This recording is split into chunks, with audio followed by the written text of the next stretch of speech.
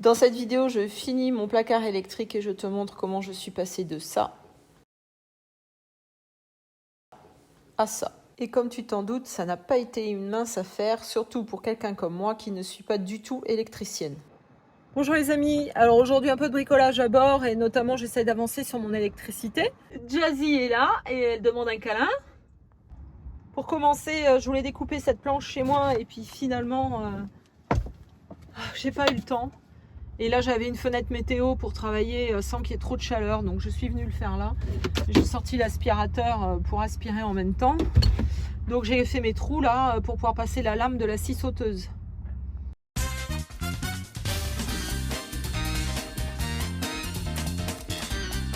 Alors je viens de me rendre compte qu'un trou c'était pas suffisant, faut en faire deux parce qu'après une fois qu'on arrive à l'angle là avec la scie sauteuse on peut pas tourner.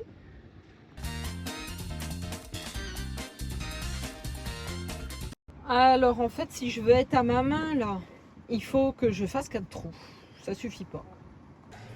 Alors là ça rentre bien, là ça rentre bien, là il faudrait un petit coup de papier à poncer pour que ça rentre plus facilement. Mais celui-là je suis obligée de reprendre parce que là ça rentre pas du tout. Donc finalement j'ai été à la maison et j'ai pas ma planche parce que je voulais mettre un revêtement vinyle dessus. Et il s'avère que j'avais pas assez de longueur, il aurait fallu faire un raccord, donc je me suis dit bon je vais la peindre. J'adore cette peinture, c'est une peinture de chez Action et en fait on peut peindre du plastique, du métal, des meubles stratifiés, elle est vraiment chouette. Parce qu'on n'a pas besoin de mettre de l'après ou une première couche, direct on peint et direct le résultat est correct, elle est très couvrante, là j'ai qu'une seule couche. Et ça a bien couvert mon sympan. Donc au départ je voulais mettre une planche de bois. Mais j'ai déjà tellement galéré pour arriver à cette étape-là, ça a été tellement long. Pour l'instant, ça va rester du sympan. Et comme j'ai l'intention de vendre le bateau, la personne qui achète le bateau, si elle veut mettre du bois, elle mettra du bois. Elle aura la maquette qui est déjà faite. Alors ici, on va mettre cette planche. Déjà, ici, j'ai des fermoirs de coffre avec des charnières de coffre que j'avais achetées pour ma planche. En pensant que j'allais mettre une planche en bois, donc j'avais acheté un truc un peu vintage. Je sais pas si ça va être très joli sur ma planche de sympan peinte, mais bon, en tout cas je vais installer ça.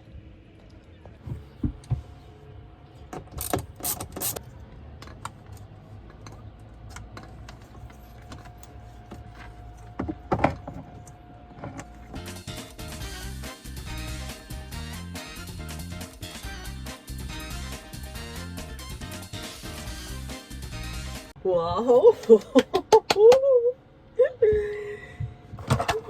I'm so happy!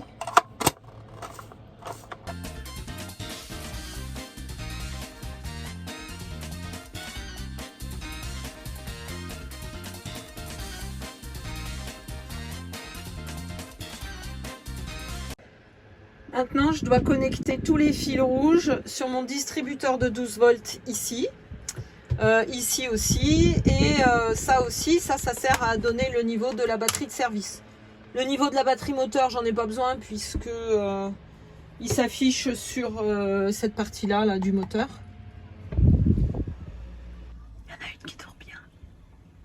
Là, j'ai dénudé mes fils et je vais mettre des cosses maintenant, de manière à ce que le système soit entièrement démontable.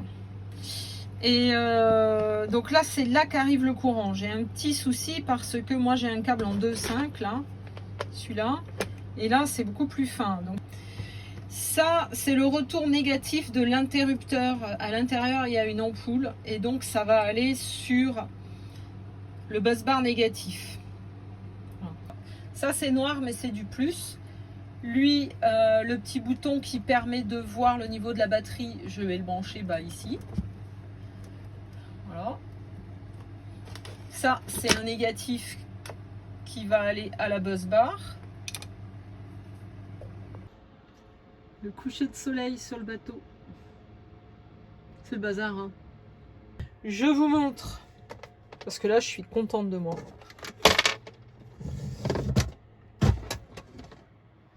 Mon tableau électrique. Voilà, j'ai mis mes petites charnières vintage. Bonjour les amis, alors aujourd'hui c'est une nouvelle journée. Je suis revenue avec le matériel qui me manquait. J'ai pas pu finir la dernière fois parce que j'avais pas l'Écosse mâle. Et j'ai ramené aussi des petites vis comme ça de 12 mm de long pour pouvoir fixer ma VHF. Et j'ai ramené le gabarit de mon anémomètre pour pouvoir percer de l'autre côté ici. Mais j'ai essayé, j'ai contrôlé, donc j'ai posé. Et vous voyez, c'est pas, ça va pas. À quelques millimètres près, c'est pas bon. Alors je sais pas si lors de l'impression, l'échelle a changé. Et en tout cas, je vais pas pouvoir l'utiliser. Donc il va falloir que j'en fasse un moi-même parce que celui qui était disponible sur internet, eh ben, il n'est pas correct. Comme quoi, il faut vraiment tout vérifier. Parce que si j'avais percé direct, eh ben, les trous n'étaient pas bons. Donc ma VHF, je voulais la mettre ici, proche de la porte d'entrée. Ici, à côté, il y aura le support pour le combiner. Et en haut, j'aurai mon anémomètre. Là, c'est pour pouvoir changer un réglage sur la VHF. Par exemple, changer de canal en étant dehors. Oh, j'espère que je vais pas être obligée de pré-percer. C'est chiant ça. Bon, j'ai pré-percé avec la vis.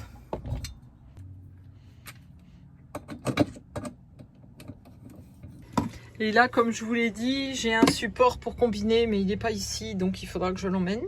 Je pourrais accrocher ici. Et quand on est dehors, eh ben, on pourra sortir le combiné dehors, puisque il est tout proche. Et on pourra régler aussi la radio en étant dehors. Donc là, il faut que je débranche mon anémomètre pour pouvoir le fixer dehors. Mais je ne vais pas percer tout de suite parce qu'il est très tôt le matin. Je ne vais pas embêter les gens. Déjà à 9 h, j'ai fait du bruit dimanche. Donc je vais attendre un peu là. Là, je vais refaire mon gabarit de perçage. Donc j'ai arraché une feuille dans un catalogue. Le rond central, lui, il est bon. Donc je vais le conserver.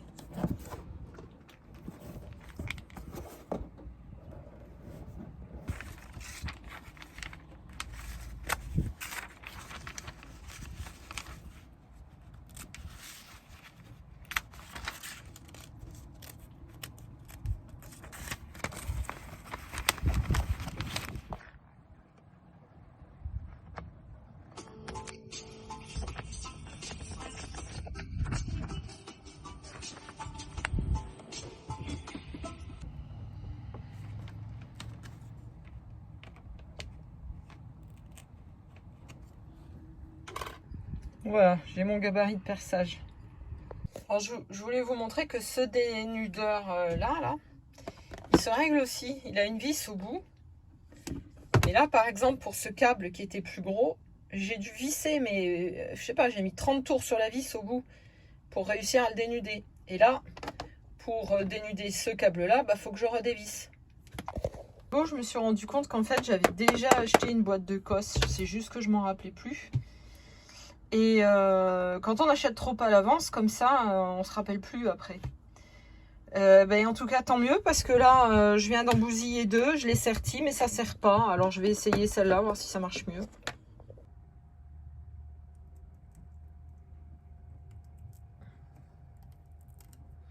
En attendant, j'ai décidé de faire ça. Il y a peut-être un éclair de génie qui va me venir pendant que je fais ça.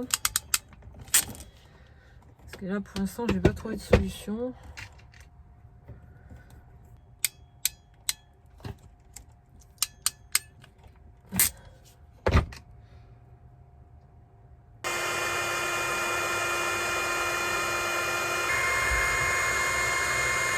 Là, je mets de la bombe nettoyant contact. C'est fait pour, hein. Ça a l'air un peu liquide, mais c'est ça.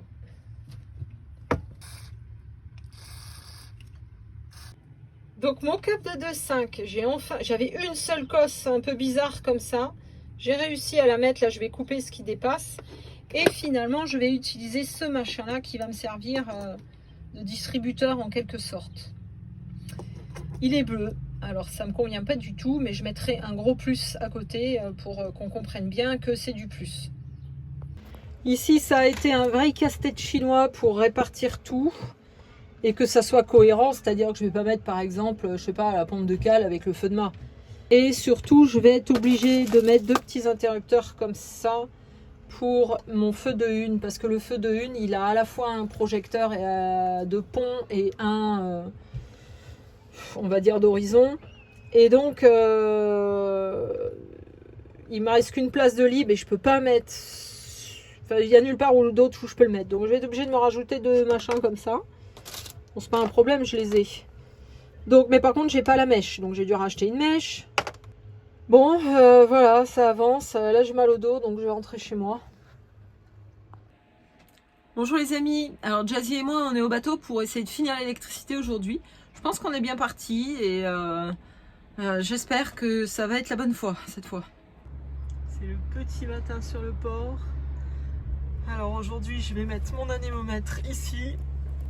Et donc, je m'apprête à tracer les trous. Je vais mettre comme ça.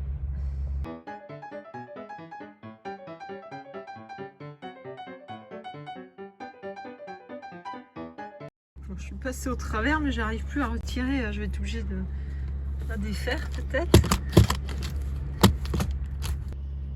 Et bien, ça en a fait des résidus. Et alors, mauvaise nouvelle, j'ai littéralement explosé le bois derrière. Je vais essayer de rattraper. Ça, peut-être je pourrais le recoller. Au dos de l'anémomètre, dans la gorge ici, on a un joint à placer. La question est, comment on fait quand le joint est trop grand?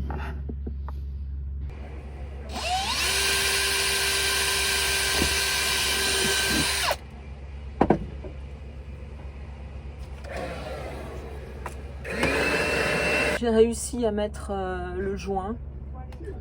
Ça décolle un peu, mais une fois qu'il sera plaqué, ça devrait aller.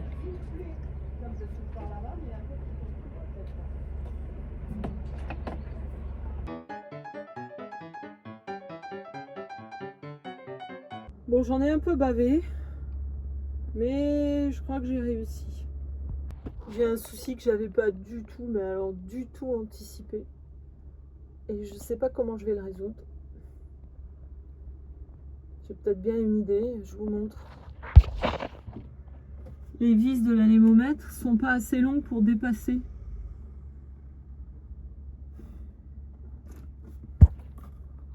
Alors, je sais pas comment je vais régler ça.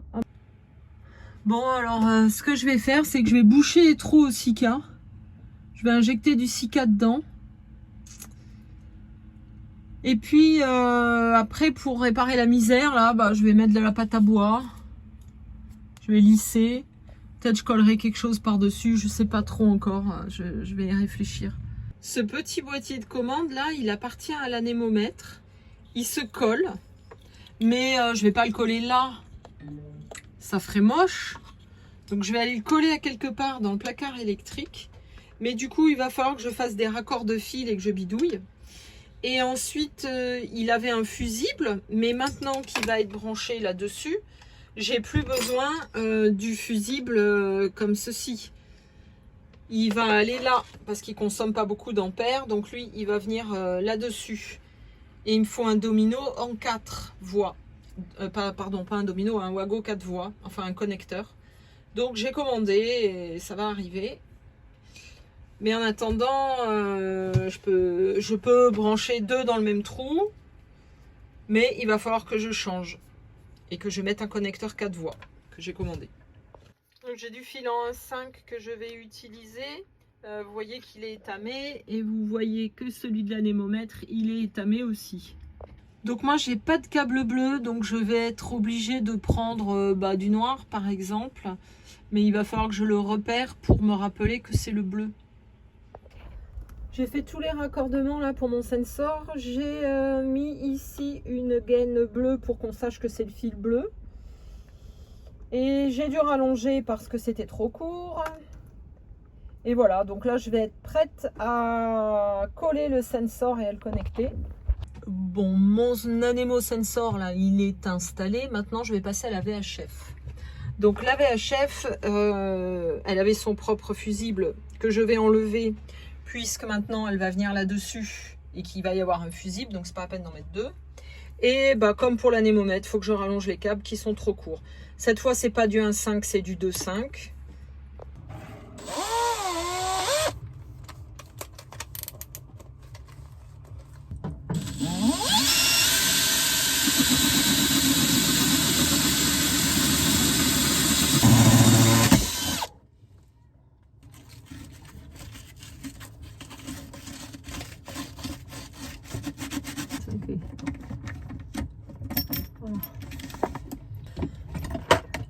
La VHF, il faut toujours brancher l'antenne avant d'alimenter la VHF.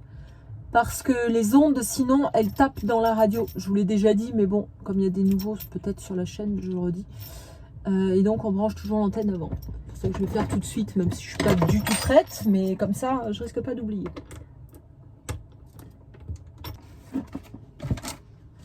Bon, maintenant, je vais mettre des petits colliers un peu partout pour ranger mes fils. Parce que je pense que j'ai tout branché.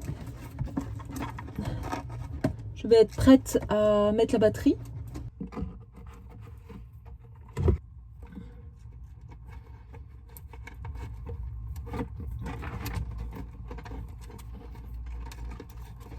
Je vous montre un petit appareil que j'ai qui coûte 15 € sur Amazon. Voilà, alors je le tiens parce qu'il ne tient pas tout seul enfoncé, mais là vous voyez 2 points verts et 1 point noir. Si je regarde dessus, ça veut dire correct. Ça veut dire que j'ai une prise de terre et que la phase et le nœud ne sont pas inversés.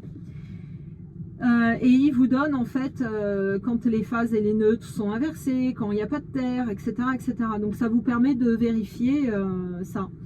Et ici aussi, ça teste si ça disjoncte bien. Bon, je ne vais pas le faire là, mais c'est un petit outil qui peut voilà, être pratique. Alors j'ai mis, au départ j'avais mis en français là-bas, puis je me suis dit, mais je vais... Ah tiens, il manque une étiquette. Je me suis dit, mais je vais mettre en anglais parce que le bateau, il peut très bien voyager à l'étranger. La personne qui va acheter le bateau peut très bien être d'origine de langue anglophone. Donc bon, finalement j'ai mis en anglais parce que c'est international. Et j'ai mis en français aussi. J'ai doublé. Donc il y a français et anglais. Alors j'avais sorti tout ça pour l'électricité. C'est pas tout à fait fini parce que j'ai encore un petit bout de câble à mettre ici sur les batteries avec la nouvelle cosse. Je crois que j'ai plus de sertissage à faire. Donc j'ai juste à brancher. Après les cosses sont prêtes sur la batterie. Mais du coup, je vais quand même d'abord, dans un premier temps, ranger tout mon bazar là. Et après, je m'occuperai de mes batteries.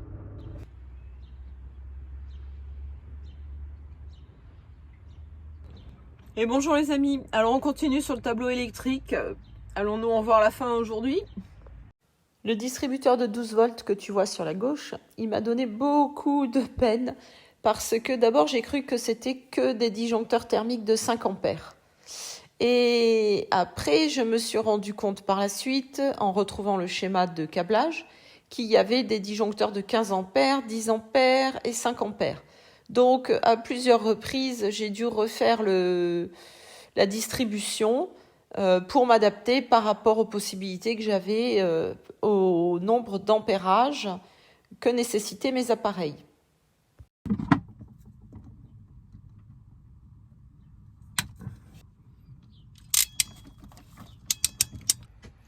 Dans mon placard électrique, il y a un petit peu d'espace de rangement. Donc j'ai mis mes ampoules, j'ai mis mes piles.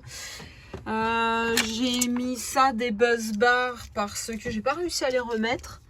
Parce que j'ai utilisé ces plots là et a priori j'étais pas censée m'en servir. Ou alors faire venir le câble par le côté. Et moi je l'ai fait venir par en haut. Bon, je m'en fiche, c'est pas grave, je les mets pas. Et je range mes fusibles aussi ici dans le placard électrique. Donc là maintenant pour moi c'est fini. C'est-à-dire que maintenant je vais connecter la batterie. Donc si j'ai fait une bêtise, ben, c'est là que ça va se voir. Et surtout, si j'ai fait une bêtise, je ne sais pas si je vais être capable de la régler moi-même. Donc ça, c'est assez inquiétant. Et je vous avoue que là, j'ai un gros stress. Alors, comme j'avais fait tomber une de mes cosses au fond, j'ai démonté la pompe de cale. Enfin, j'ai dû sortir la pompe de cale pour essayer de récupérer ma cosse. Et du coup, vu qu'elle est sortie, je vais en profiter pour la nettoyer avant de remonter l'électricité, pour pouvoir la remettre en place et après seulement l'alimenter.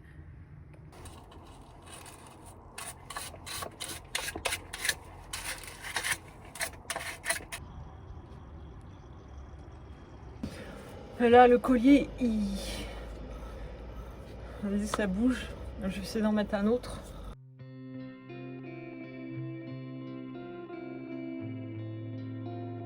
C'est vraiment bizarre, les gens qui ont monté la pompe, ils n'ont pas mis de collier entre le clapet anti-retour et la pompe, il n'y a pas de collier. Donc, je retourne en chercher.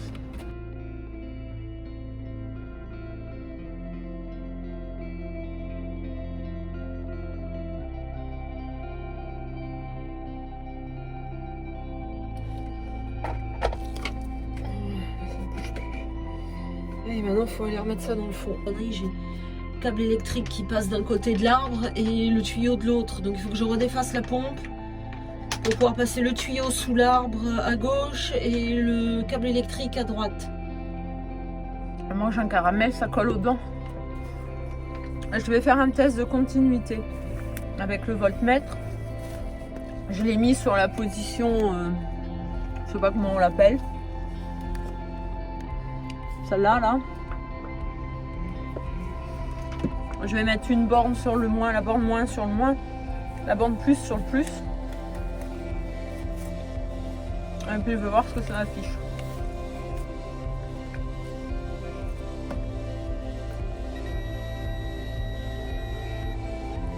Donc là, sur mon multimètre, il a sonné, j'ai laissé entre, je sais pas, 5-6 secondes. Il a sonné en continu. Et il a affiché des valeurs qui ont commencé à 2, 4, c'est monté jusqu'à 421. Et ça veut dire que j'ai pas de court-circuit. Sinon, ça aurait fait 0. Donc j'ai encore des tests à faire.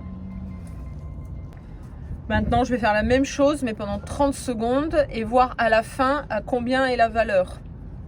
Alors la valeur que je lisais n'était pas normale, je ne devais pas avoir de valeur, ça devait afficher OL. Et c'était la pompe de cale qui est branchée en automatique. Donc en enlevant le fusible de la pompe de cale, ça m'a mis la valeur sur OL. Donc je n'ai pas de court-circuit. Là, le circuit de la batterie de service, il est bon. Bon, c'est là que je branche. Oh. Je vais brancher la batterie moteur en premier. Donc on branche le plus en premier.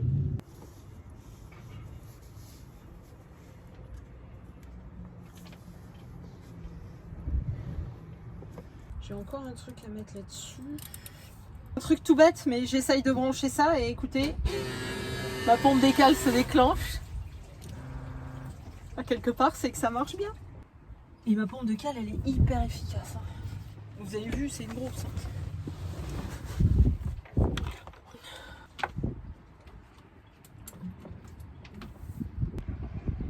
Alors là, j'essaye de comprendre pourquoi la pompe à eau fonctionne, alors que le perco, il est sur off, le coupe-batterie, donc ça devrait pas fonctionner. Donc c'est du 12 volts, le plus proche. Donc j'ai la position off de mon perco qui semble ne pas fonctionner, du coup il va falloir que je le change. Alors la bonne nouvelle, c'est que dans mon tableau, tout fonctionne. Ici, l'interrupteur, il fonctionnait plus, par contre. Donc j'ai dû le changer et en mettre un autre, mais le diamètre est supérieur, donc je vais devoir repercer. Cette lampe, elle fonctionne aussi.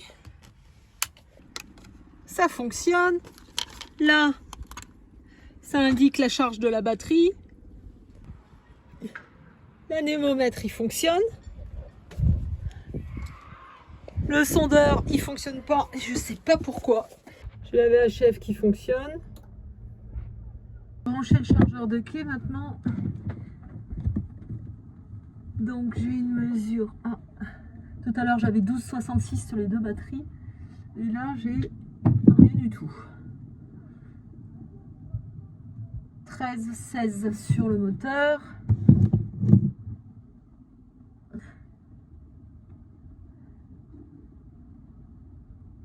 « 17, 19 sur la Ceravis. » Ok, on est bien. C'est l'heure de vérité. Pour l'instant, tout fonctionne. Il me manque à démarrer le moteur. Alors, là, je stresse. Bon, en tout cas, l'électricité, ça marche.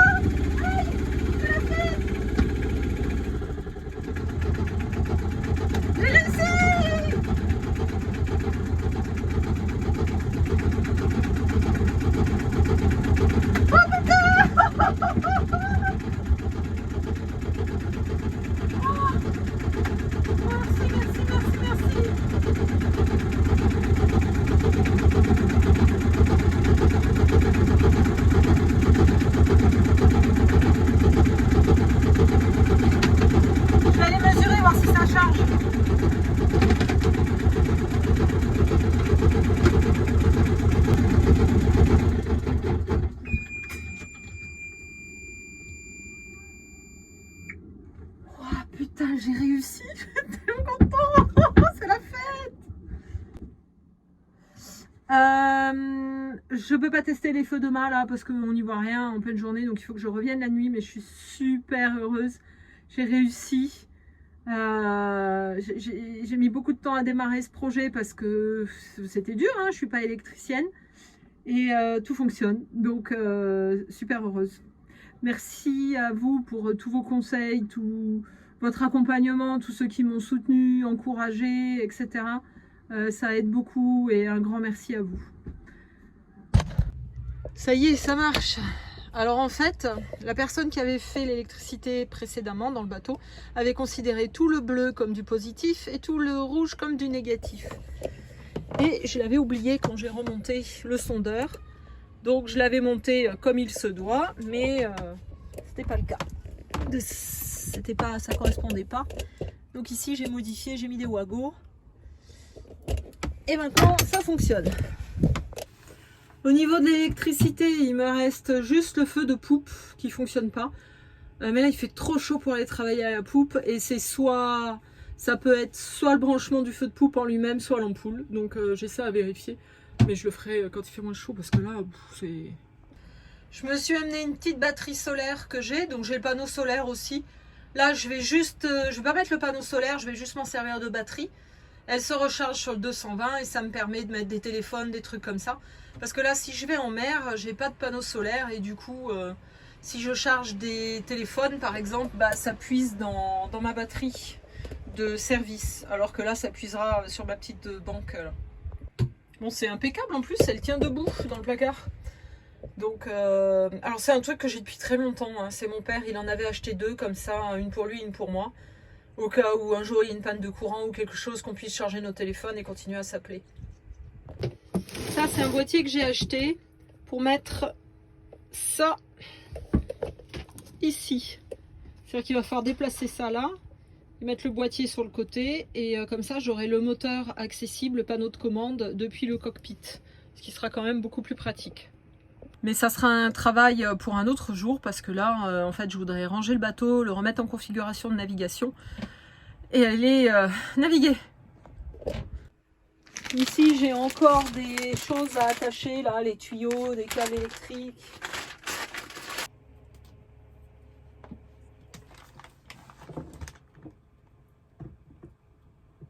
Là, pour remettre au minimum la planche du bas, bah, il faut que je la coupe. Bon, je viens d'avoir une idée, je sais comment je vais faire. Je vais donc découper la planche du bas pour pouvoir la remettre et la visser. En revanche, celle du haut, je couperai le bout de tasseau là. Et elle pourra s'ouvrir. Elle va passer au-dessus de la marche qui est là, puisqu'elle va être là. Elle pourra s'ouvrir comme ça et j'aurai accès au frigidaire. Je mettrai 2 charnières ici, puis un petit verrou là pour la fermer de ce style-là. Et voilà, le tour est joué. Et donc, j'ai pas de découpe bizarroïde à faire, à encastrer, etc. Ici, derrière, il y a mon anémomètre, mais les vis ne dépassent pas. Elles sont pas assez longues pour que je puisse mettre un écrou derrière, un écrou papillon. Donc, je vais remplir les trous avec du Sika. Et maintenant qu'il est enfoncé, je ne peux pas le ressortir. Donc, je vais le faire par l'intérieur.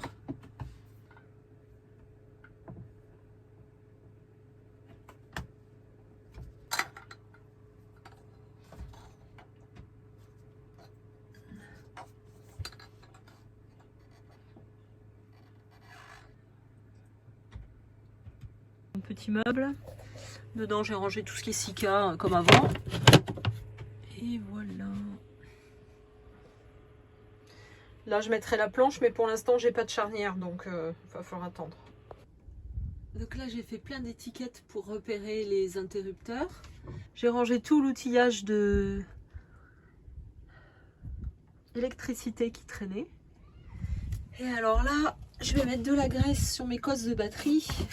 Je vais ranger les tuyaux là, essayer de les accrocher pour pas qu'ils touchent l'arbre qui lui va tourner. Et c'est tout pour cette vidéo. La prochaine fois, je t'emmène en mer, on teste le bateau et l'électricité pour voir si tout fonctionne bien. En attendant, Jazzy et moi, on te souhaite plein de belles choses et on te dit à bientôt.